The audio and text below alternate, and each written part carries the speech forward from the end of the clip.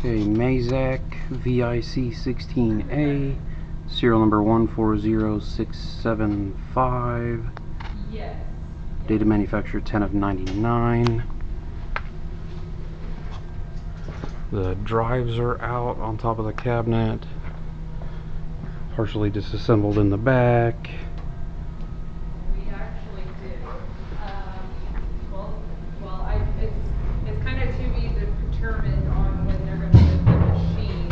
So we have two different ones. If we have one in the same building, I'm actually here on the other side if you want to come take a peek at this.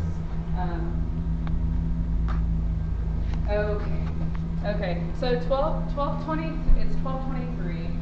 They have machines in it right now, and we're kind of on, like, we don't know when the machines are going to move out right yet. But I also have a Cabinet missing several drives, that's not too far away. disassembled. And that has a huge warehouse, also a couple of offices, spaces, and a front area.